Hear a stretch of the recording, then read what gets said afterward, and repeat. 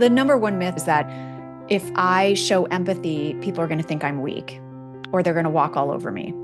And, that is not what empathy will do for you. Empathy is actually a strength, and it requires great strength to show empathy. It requires strength to be able to take on other people's perspectives and opinions and points of view without defensiveness or fear. Being able to put ego aside and be humble enough to say, I'm open to your life experience, your perspective, your ideas, and be in a position where you have capacity to listen. Welcome to Season 16 of Purposeful Empathy, a show that is dedicated to amplifying the voices of people from across the globe who understand that the world needs more empathy and are doing something about it. Thanks so much for watching or listening. Enjoy the show. So welcome to a new episode of Purposeful Empathy. Today I'm joined by one of my favorite empathy authors, Maria Ross, who is a 4-time author, speaker, strategist, and empathy advocate who has spent decades helping forward-thinking leaders and brands connect and engage through empathy for success. She's the author of The Empathy Edge, which is one of my favorite go-to empathy books. And her latest one is The Empathy Dilemma: How Successful Leaders Balance Performance, People, and Personal Boundaries. Oh, I can't wait to dig in. She's also the host of the Empathy Edge podcast, and I've been on your show, so this is fun. We're back on forth on each other's shows, amplifying each other's work. I love it, I love it, I love it. So I'm going to point to the first conversation we had that tells a little bit of your backstory. And so if people want to learn more about you, they can go watch that video or obviously go to your website. And I'll pick up from sort of the new content, because I sense, and I think you've told me that, yeah, exactly, the empathy dilemma. And for those who can't see it because you're listening, how successful leaders balance performance, people, and personal boundaries. And I think this happened for you, this desire to write another book about empathy, because you got a lot of pushback or questions, and you wanted to tell me what motivated you write this second book. Yeah, absolutely. So, it is always fun talking to you because I know we're like preaching to each other's choir, but it is very nice to be around like-minded people who understand the importance of empathy in our world and are trying to work to create more of it, as we both work on our own empathy and constantly learning and improving. But yeah, this book is really a direct result of all the leadership workshops, the keynotes, the talks that I gave over the last 5 years, talking about the last book, The Empathy Edge. And how I like to position it is that the first book was really about the ROI of empathy. And it was written for the skeptics, for people for whom the moral imperative, strangely enough, wasn't enough for them. I wanted to say, okay, let's try a different angle to get people to empathy and talk about all the benefits you can get as a leader, as a culture, and as a brand, because that's my background as a brand strategist and a business professional. And so that was really written for the skeptics. This book is sort of my gift to the converts who are listening to folks like you, folks like me, and are saying, yes, I want to be a more human-centered leader, but here's where it gets hard. Here's where it's challenging for me. So this book is specifically about, if you believe you are an empathetic leader, if you are trying to be an empathetic leader, but are telling yourself a lot of false narratives about what that means for your career or your success or your results, this book is for you. So it's sort of like step 2, right? Now you're convinced this is a good idea, but here's how to actually make that happen for yourself and for your team. Okay, so love that and can't wait to dive deep on that. But just indulge the question for any skeptics listening to this show. What is the business case for empathy, empathic leadership, empathic cultures, like in a nutshell? Yeah, so there's so much data and research about this, but the various ways that it benefits an organization and a team is increased engagement, increased productivity, increased performance, creating high-performing teams. One of the traits of high-performing teams is that there's an empathetic culture. It results in less churn, both from employees and customers. It results in better retention, more loyalty, both from employees and customers. And it even can result in increased customer revenue and repeat customers and word of mouth from customers, customer evangelism. So both from the internal perspective of what it does for you and your employees and what they produce, but from an external perspective, if your brand is empathetic and all your employees are operating in an environment of empathy where they can actually pass that through to the customer experience, there's benefits from the market perspective on your organization. So it's sort of a can't lose situation. Okay, you're right. I'm converted. I buy it. I buy it. But what does empathy look like? Like, what does it actually look like when you go into an empathetic workplace? You got empathic leaders. What are some of the things you'll notice? Yeah, some of the things you'll notice is there's a lot of active listening. You'll notice that people feel more relaxed and more comfortable to be themselves and bring, we always talk about bringing your whole self to work. What that means is just that you're relaxed, that you don't have to put on a facade, that you can focus on the tasks at hand and not be distracted by fear or anxiety or stress, which, as you know, brain science shows us when we are under stress, when we're feeling anxious, when we're being yelled at, when punitive actions are being taken against us, our cognitive abilities are lessened, they're diminished. And nobody wants a workplace full of people that are not thinking at their best capacity. We want innovators, we want doers, we want thinkers in our organizations to help us solve problems. And it one of the pillars that I have, and I know we're going to get to it, but there's also an element of joy, of levity in those kinds of environments, because again, not because the work is always joyful. We don't like doing budget spreadsheets all the time, but because there's an air of people can be themselves, they can relax, they're not as anxious, they realize that their input is valued, and there's that element of lightness, that's sort of the thing across all the interviews and the research I did, that's sort of the thing you can't put your finger on, that it's sort of what makes this a place I want to come back to and engage with.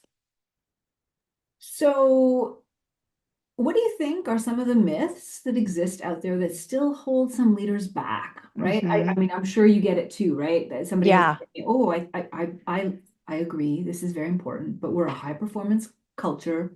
Yeah, tell me about those myths. Yeah. Well, the number one myth is that if I show empathy, people are going to think I'm weak or they're going to walk all over me. And, that is not what empathy will do for you. Empathy is actually a strength, and it requires great strength to show empathy. It requires strength to be able to take on other people's perspectives and opinions and points of view without defensiveness or fear. Being able to put ego aside and be humble enough to say, I'm open to your life experience, your perspective, your ideas, and be in a position where you have capacity to listen and capacity to take it in without your own triggers being triggered. That, if that's the right phrase. But it's also about understanding that it's not just being nice, because we can be nice to people. And I think we've talked about this before. You can just bake really good cookies and bring them to the office, but it doesn't mean you see my point of view. And sometimes niceness is about people pleasing and about what can I do to make you think I'm a nice person? Not all the time. So niceness is great.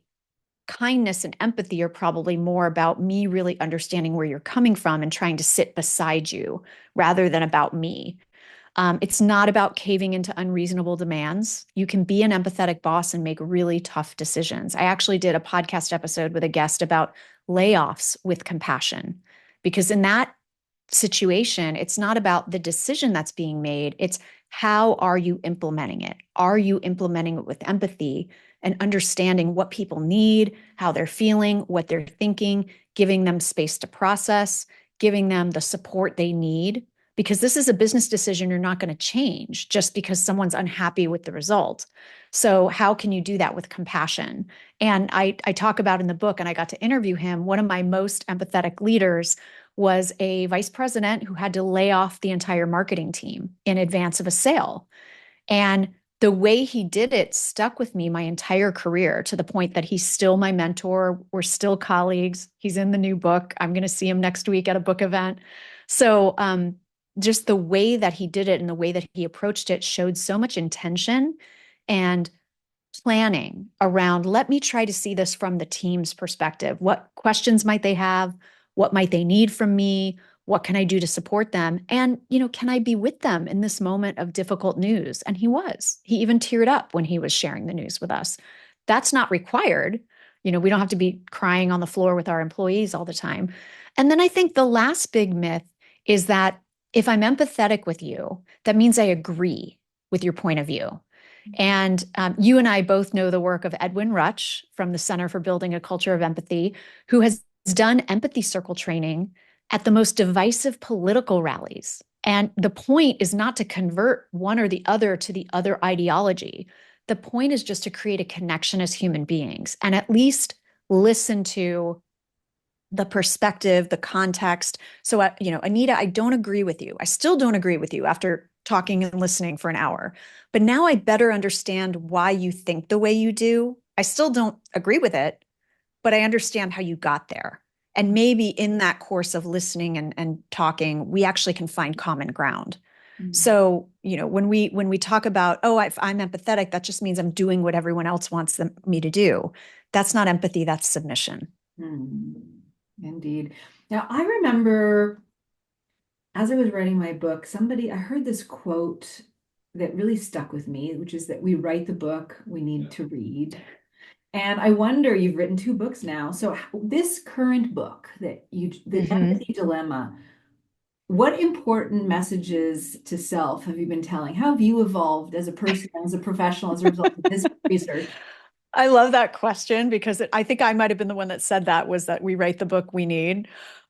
Because I always say I might be an empathy expert, but I'm not an expert at empathy. I'm a human being. And when one of my 5 pillars is not shored up, I can be horrible. I can be selfish. I can be uncaring. And if anyone is a spouse or a parent, they know what that's like. They know what it's like to be tired and hungry and your kid is badgering you for something, right? You're not at your best self.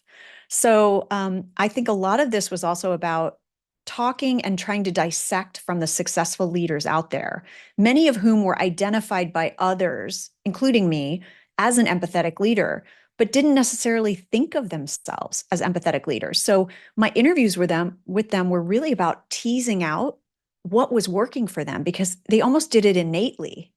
And they didn't realize that wasn't what everybody else did. So it was about trying to find that secret sauce with all of them of like, what is it that you do? How do you lead? How do you listen? How do you deliver bad performance reviews? All of these questions and these 5 themes, these 5 pillars kept coming up over and over again as common threads, whether they were called by the names I gave them or something different. So I think for me, it's reminding myself when I'm in those moments when I'm less than my best self, what pillar needs fortifying right now? Is it self-awareness? Is it self-care? And I know we'll talk about those in a little bit, but I think it's been helpful to me. And I think now that I've written these books and I've been doing this research, I'm able to take a beat not all the time, but much of the time, I'm able to take a beat before my natural inclination to react.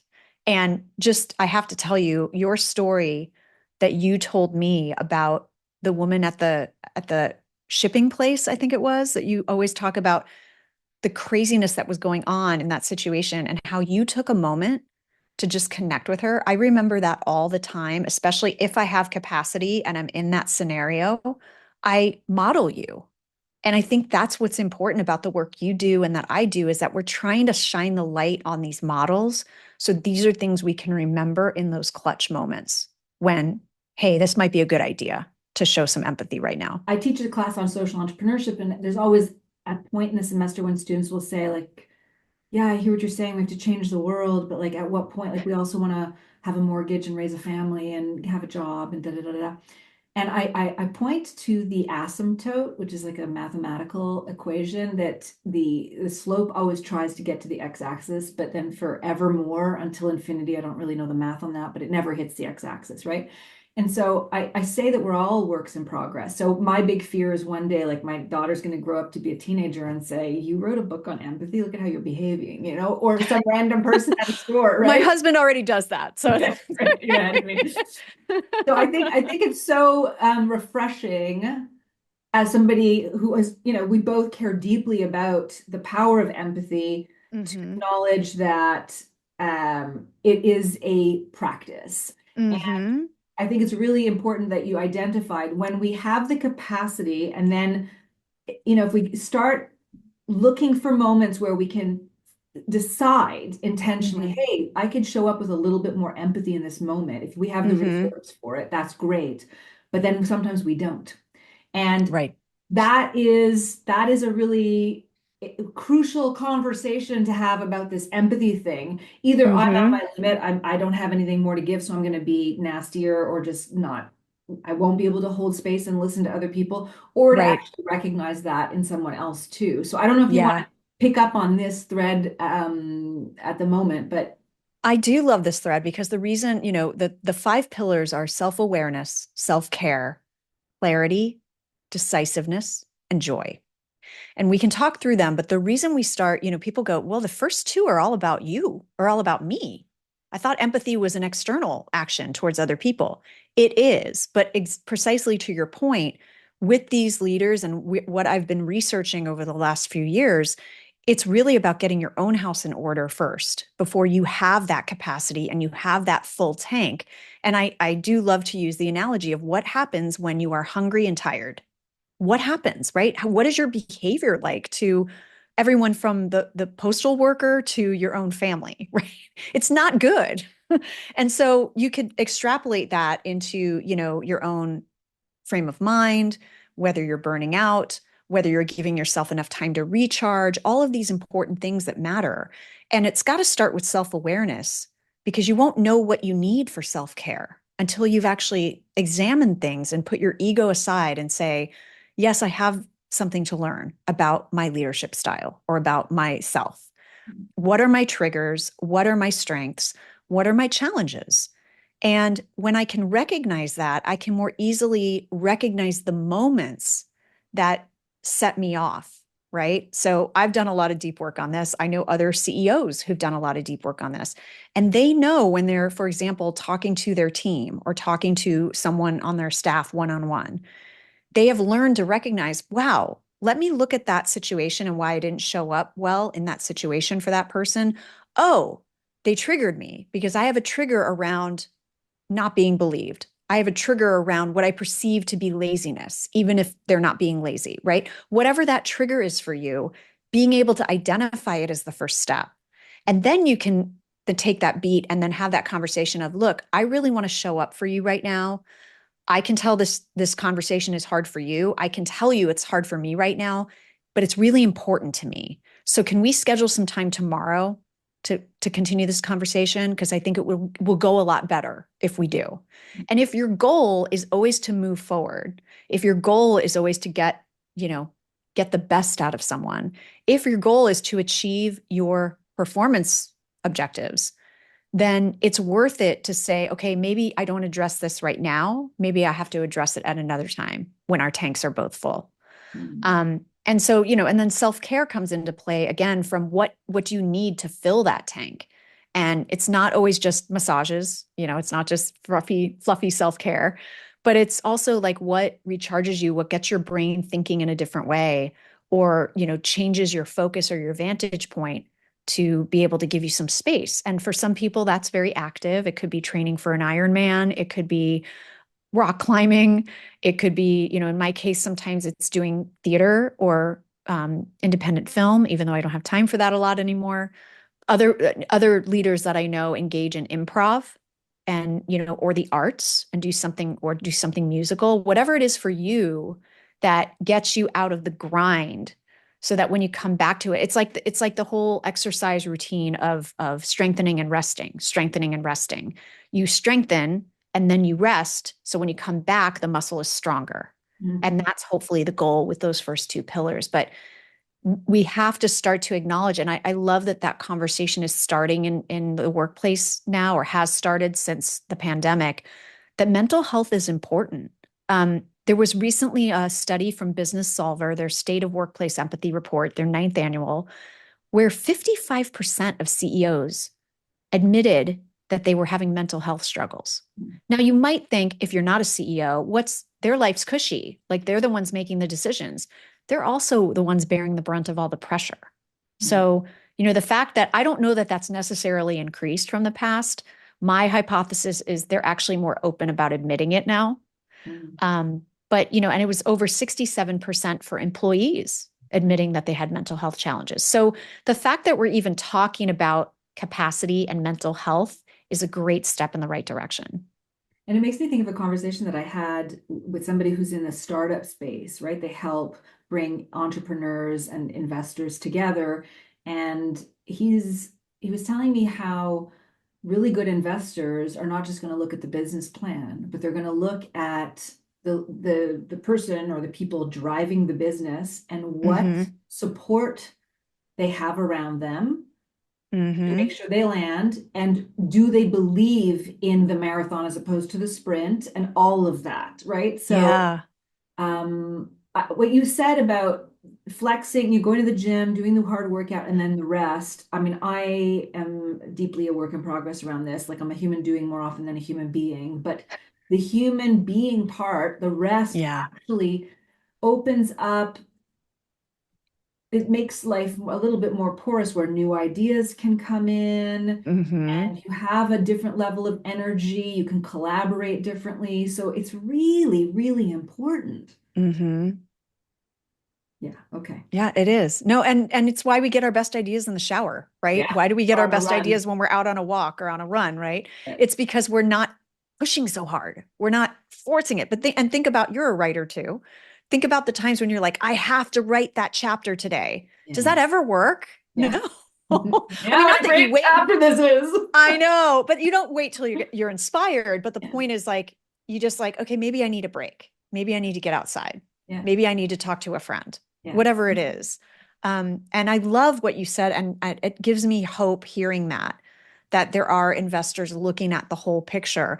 I recently took on a partner with my podcast, Spark Effect. They're a consultancy that helps leaders marry technology and data with human inspiration. And one of their many services is around CEO evaluations. Because if you think about it, in your organization, you might have all these people getting performance evaluations, but who's giving a performance evaluation to the CEO? They always have room to learn. They always have room to grow. They need feedback.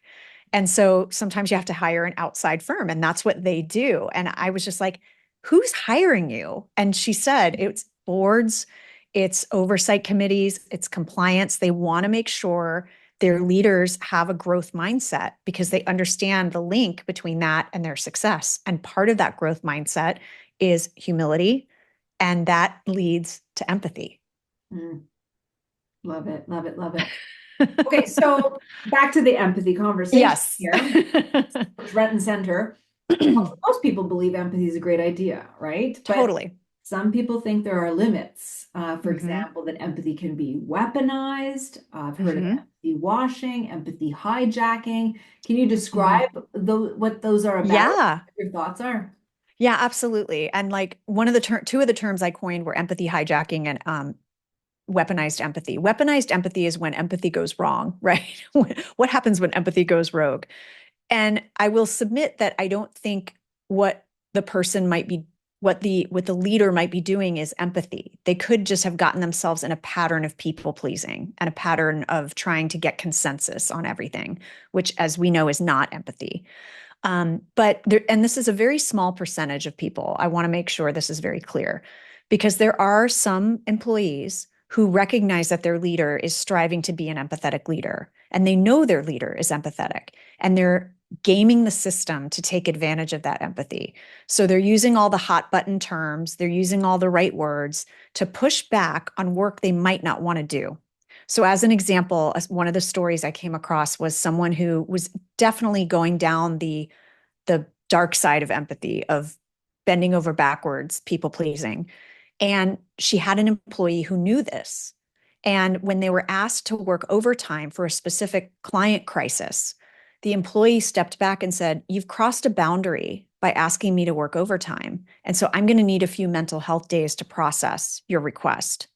Leaving the leader dumbfounded, because they didn't want to get in trouble with HR. They wanted to honor, again, it's a good thing that we're talking about mental health.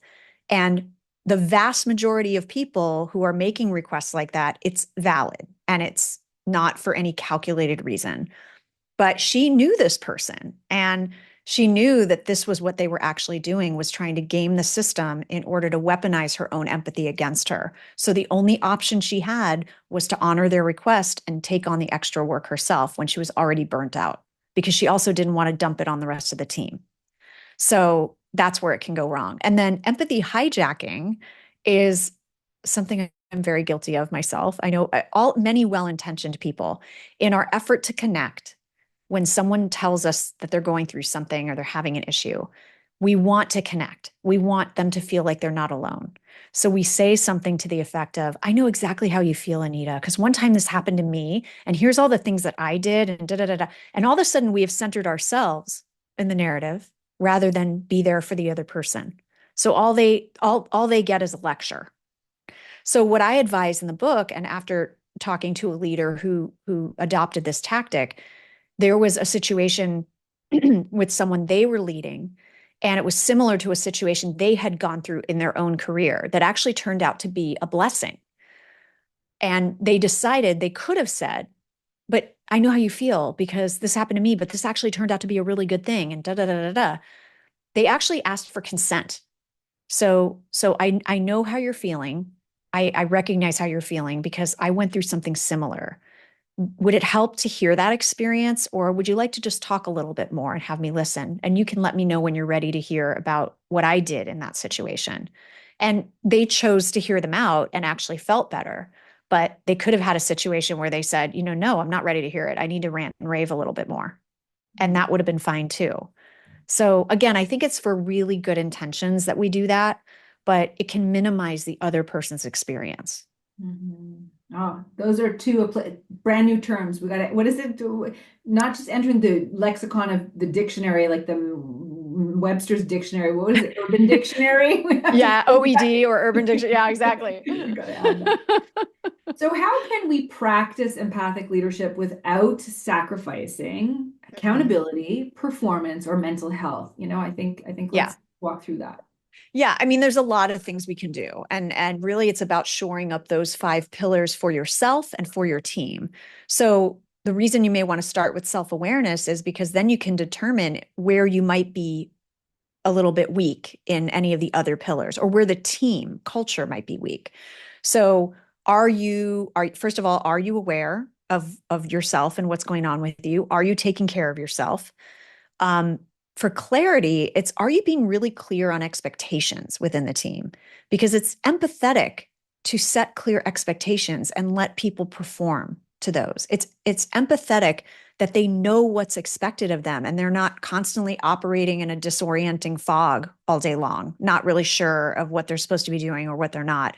Or, if they know decisions are coming down the way, do they know when those decisions are going to be made? Are they all just gossiping about the worst case scenario? When you leave people in confusion, they jump to the worst case scenario. And there's so many, we're littered with tales of leaders and organizations that thought, well, if we just don't talk about this and hide it, nobody's going to know. They're not going to know this is going on. People know. They know when the company's not doing well. They know when there's some situation that needs to be dealt with that could impact their jobs. So it's better to get out ahead of it and address it. And so one of the ways that I talk about in the book is that if you have norms or ways of operating, like standard operating procedures that are outside of the job description, are you being really clear about that? Are you creating sort of a code of conduct, or what one client called a memorandum of understanding that everybody signs and they understand this is how we treat each other. This is how work gets done. Because then you can avoid entitlement, you can avoid confusion, you can avoid assumption. This is how we run meetings. In meetings, we're actually going to challenge your ideas, Anita, because we're an additive culture. It's not that we're attacking you. But what if I didn't tell you that and you came into a meeting and all of a sudden I'm like, here's all the holes that are in Anita's theory. How are you going to feel about that? And again, it's well, we assumed you knew, or we assumed everyone knows what professionalism means, or what clear communication means, or whatever the things we take for granted, because we've got so many generations in the workforce. We've got so many different people with different life experiences. Don't make assumptions. Be clear. You can't hold people to expectations you've never clearly set. So I would take a look at that. If you're having some friction in your team about work getting done, that's a really great, concrete, empathetic place to start. For decisiveness, you've probably seen this, where in the name of empathy, we put off decisions. We put off uncomfortable conversations because we don't want to hurt anyone's feelings. Or we don't, we want to make sure we decide something that everyone's going to be happy with, which that decision doesn't exist. So if you are that kind of person, if you know that decisiveness for you or within your team is a problem, that, I've talked to clients in the past before that have warned me, like, this culture is really very much about consensus building to the point that we're just like, let's get on with it. Let's just make a decision. And it's kind of cruel to do that for people. Like, do I work on this? Do I not? What's next? And so you can practice decisiveness by giving yourself low stakes ways to do it. So can you communicate, hey, we're going to go do a team outing next Friday. I need everyone's input by Wednesday, and then I'm going to make a decision on Thursday. And you become very transparent about it. Are you able to synthesize everyone's different point of view and input quickly, and then make a decision and communicate it back in a way where people can buy into it, even if they don't agree? I call it, several people from my book called it disagree but commit. And so you want to practice that, because letting things drag on and fester is not empathetic. And then joy is just finding levity in your team and your organization. Are you encouraging work friendships? There's data that show that if you have a friend at work, your engagement is higher, your performance is better, retention is higher, all these great things. So are you encouraging people to be able to, as they're comfortable, get to know each other in the workplace? Are you encouraging, can we laugh at ourselves? Can we celebrate our failures? Can we have a light moment even when the work, as we talked about earlier, is not joyful? Because if you can create that kind of environment, you build trust. And now you're not just a coworker to me anymore, Anita. You're kind of my friend, my friend at work. And I don't want to let you down. And I do want to know what's going on in your life. And I do want to, sense how you're feeling and what you're going through. I'm going to have a much better relationship with you if we have some sort of a knowledge of each other outside of our work selves. Since you're talking about human to human and the importance of social capital in the workplace, I wonder if you could Mm-hmm. comment on the debate around how AI is getting really close to empathizing. Like, we're designing and coding empathic AI. I can see some applications. I also don't know Mm-hmm. if machines will ever be able to release serotonin. So I just wonder, like, where do you Yeah. stand on this? Yeah, it's funny. I've had quite a few guests on my show to talk about this because it's something I'm thinking a lot about. And it's really shaped my view of it, of that even when I wrote The Empathy Edge, I spoke to a futurist who said, it's never going to replace human skills because it actually can't replicate that. But since then, I've actually talked to people that are trying to replicate, as you said, empathic interactions in fields where there's not enough people to do the work. And I know you and I have had conversations with the wonderful Minter Dial about this as well. He's done a lot of work in this area. And there's applications that are enriching for us of if we don't have enough therapists, if we don't have enough companions for people, the loneliness epidemic, if we don't have, if we need sort of people to guide people, maybe in higher education on, a good career path for them or a good course of study. I think that can be done with certain cues and with certain technologies. I spoke to a woman who runs the company and founded the company Juji, and they work with clients that need that kind of capability. And she really dissected for me the difference between language learning models, which are based on what happened before and the past, and then these more empathic modalities of AI, which are based on if then, sort of like what's going to happen next, right? So, for example, if you put these models into, and I don't, I'm not a technologist, so I'm probably saying all the wrong things, but if you're putting things into these language learning models, it's about recognizing patterns. But empathic AI solutions are about recognizing anomalies and then taking a course of action based on that anomaly or based on that thing that's not going down the predicted path. And so you can get some element of, yeah, I feel like this avatar understands me, or at least they're asking me the right questions as a thought partner. And I think that's what we mean by empathic AI. Do I feel like someone's listening? Do I feel like someone's giving me advice that's customized to me and my needs? And also, are they being additive with the information they're giving me that actually might spark ideas or solutions within me on what I need to do next. I think in that scenario, that's kind of what we're calling empathetic AI. But will it replicate the human connection? Will it replicate the love languages? Maybe the ones around, words of affirmation, but not necessarily touch or not necessarily time spent or anything like that. So I don't think we need to be worried, but I do think, especially from talking to a lot of these AI folks, what I've come to believe. Initially, I was like, because I'm kind of a Luddite, even though I've worked in technology for a really long time, I'm a late adopter. My thing was like, no, bad, horrible. It's going to take over. It's going to take all my IP and pass it off as its own.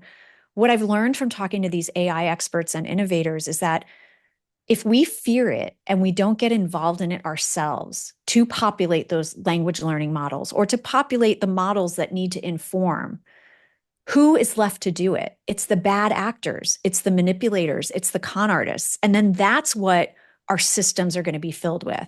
So yes, do I want to protect my copyright on my book that someone can't pass off a book as me? Absolutely. But do I want to actually help populate some AI learning models with the information that I stand behind that I know is accurate? Yes. I want real, true, honest information in those models. And so if, a tool or something at least gets my permission to use my data to train the models, I'm actually apt to say yes now, where if you'd talked to me 2 years ago, I would have said no. Love it. I have one final question, but before we get there, I just want to point out for the skeptics, you can read The Empathy Edge. And for those who are converted but want to next level it, The Empathy Dilemma, get that on the shelf by your bedside. Maria, we've met before, and I asked you this before, but it's been a few years, so maybe there's a new story we can go to. Can you think of a time when you were on the receiving end of empathy and what that meant for you? Oh, a lot of times. I think maybe last time you asked me this question, I may have talked about my brain injury recovery experience and how the way I was treated with such respect and such personalized care, I feel had an impact on my healing. And then that's why I decided to dive in and volunteer for the hospital that saved my life and learned that it was actually an intentional communication and training strategy to operationalize empathy. But I think more recently, this is so funny. It just popped into my head when you asked this question. I had a conversation with one of my best friends. It probably wasn't recent. It was probably 6 months ago to a year. I'm really bad at time post-pandemic. I don't know when things have happened. And we were having a conversation late night, girls' night, and she started talking about how much she admired me and how she wanted to recognize that things were hard for me. And she said, I can't believe how much you've accomplished since your brain injury. She's like, I know, I was there. I know how hard it is for you to manage things, to remember things, to like keep things straight. She's like, and you're doing more than most people. And she said, I just see you. And I just want you to know that I see what you're going through. And she's like, and I actually get really mama bear when I hear people making light of your injury or, assuming you're going to be good at something or assuming that why you're having a problem is different because it's not about your brain injury. She's like, I want to defend you. And I just sat there and I didn't ask for it. But it's always there for me. And she just was so generous with recognizing, like I never felt so seen, even within my own family. Like just, wow, someone recognizes that this is my experience and this is what is going on for me. And then like letting me talk and say, yes, that's exactly what's going on.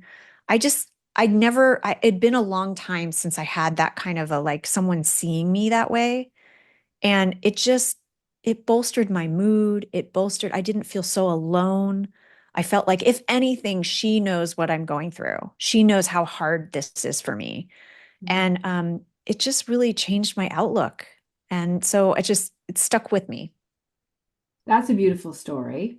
Thank you. That's a beautiful story. Credit to your friend. And a reminder to us all listening or watching that it doesn't have to be a big, heavy lift, No. but it can make such a big difference. right? Totally. I'll do that. Let's turn up the Totally. empathy in our lives. Yep. Thank you, Maria. Congratulations on your fourth you. book. I wish you a runaway success with it. Good luck with all the speaking and all that wonderful stuff. And thank you all for watching and listening. We'll see you next week at Purposeful Empathy. Thank you so much for watching or listening to another episode of Purposeful Empathy, a show that is dedicated to amplifying the voices of people from across the globe who understand that the world needs more empathy and are doing something about it. Please now consider subscribing or buying a copy of Purposeful Empathy. Thanks again. Have a great day.